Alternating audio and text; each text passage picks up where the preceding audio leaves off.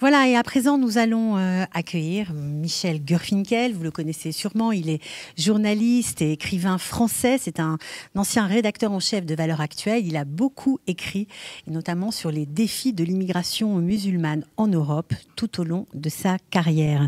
Michel Gurfinkel, bonjour, merci d'être avec nous. Bonjour. Alors, on voudrait tout de suite rentrer dans le vif du sujet, vous demander quel est l'impact de la guerre en Israël sur la France, les communautés juives ou peut-être même sur l'ensemble des citoyens français. Il est tout à fait normal et naturel que cette guerre ait un impact considérable sur la communauté juive en France, parce que la communauté juive française est particulièrement proche d'Israël. Il y a une proximité géographique, une proximité culturelle, des liens familiaux, tout cela peut jouer. Mais il y a aussi le contre-coup de cette guerre en termes de montée vertigineuse, stratosphérique de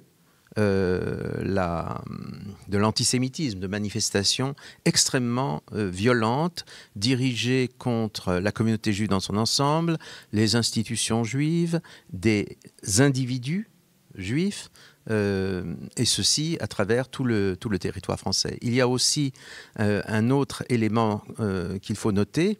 Je crois que beaucoup de juifs français ont été frappés du silence qui est venu de la part d'une partie de la société française. Mais ils ont été également réconfortés par des signes extrêmement chaleureux de soutien d'une autre partie de la société française, on peut dire d'une majorité en réalité de la société et de l'opinion française. L'opinion française a réagi avec en toile de fond la terreur qu'ils ont vécue au Bataclan notamment ? Je crois que c'est un facteur extrêmement important. Le massacre qui a eu lieu lors de cette rave party qui se déroulait le samedi matin dans le Negev occidental, ce massacre a évidemment immédiatement renvoyé l'opinion française au Bataclan.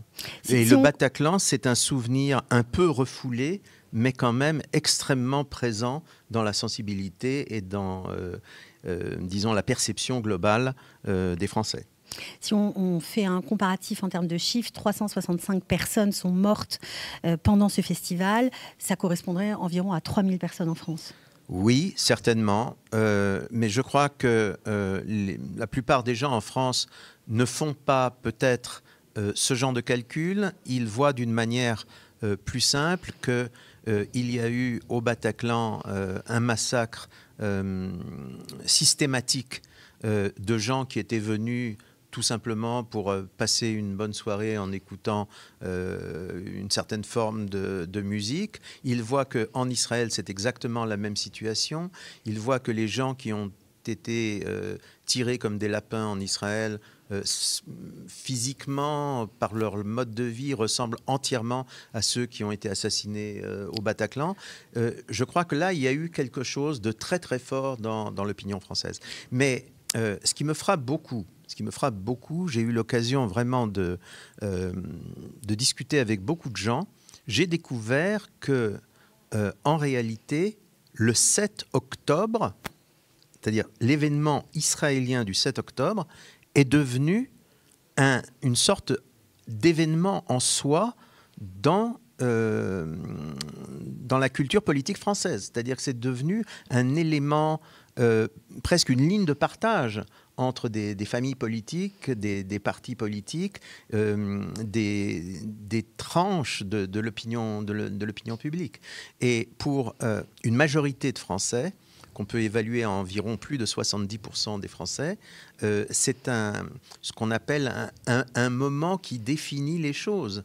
C'est un moment qui définit les choses. J'ai entendu de la part d'un de mes amis la phrase suivante, un analyste politique très objectif, très froid, très,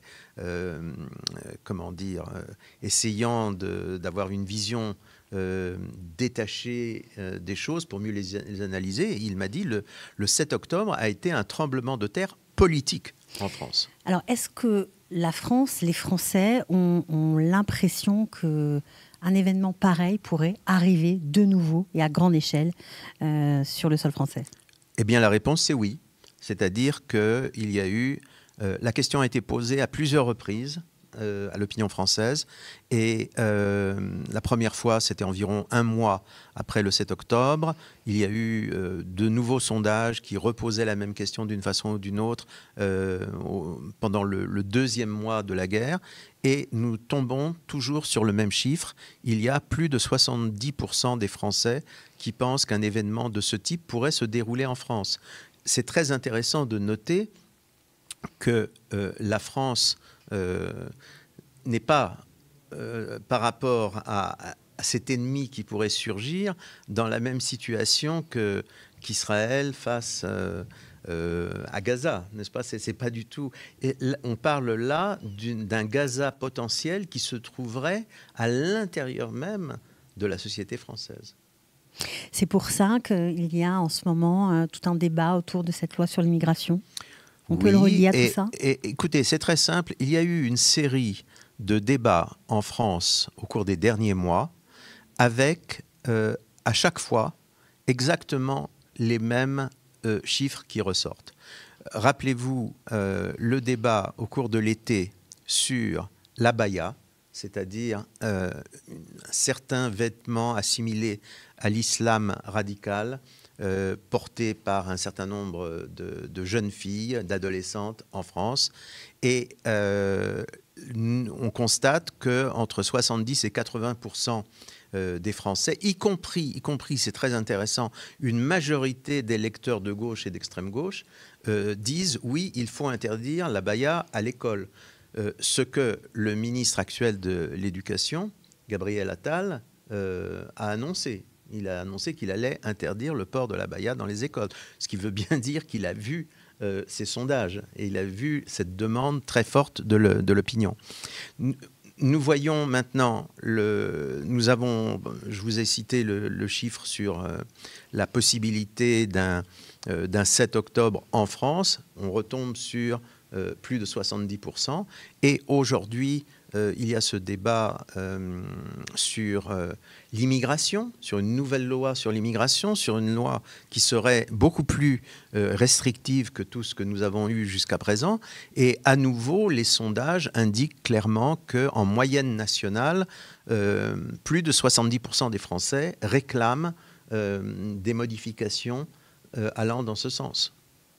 Alors, juste pour finir, on entend constamment dire que le Hamas ou un État comme l'Iran n'a pas de problème avec les Israéliens, enfin avec les Juifs, mais plutôt avec les Israéliens. Vendredi dernier, on a assisté à une attaque qui a été contrecarrée au Danemark, qui était revendiquée et menée par des membres du Hamas contre des cibles et des institutions juives. Pourtant, le Danemark n'a rien à voir avec la guerre contre Israël. Oui, mais enfin, ce genre de distinction... Alors, je voudrais dire deux choses sur cette distinction. Premièrement, ce genre de distinction, entre Israéliens et Juifs. On a toujours invoqué cette distinction. On a toujours prétendu que...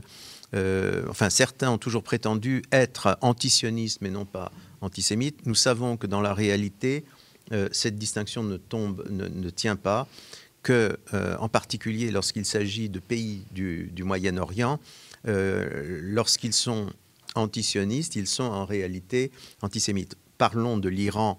On se rappelle très bien l'implication de l'Iran dans le terrible attentat qui a détruit le centre communautaire juif de Buenos Aires il y a maintenant un certain nombre d'années. Mais rappelons-nous aussi que l'Iran organisait des concours de caricatures sur l'Holocauste. Il est très difficile de ne pas parler d'antisémitisme à ce sujet. Néanmoins, il y a de manière formelle une différence entre le Hamas et l'Iran. Il est vrai que formellement, l'Iran affirme ne pas s'attaquer au judaïsme et ne s'attaquer qu'à Israël ou aux sionistes, formellement.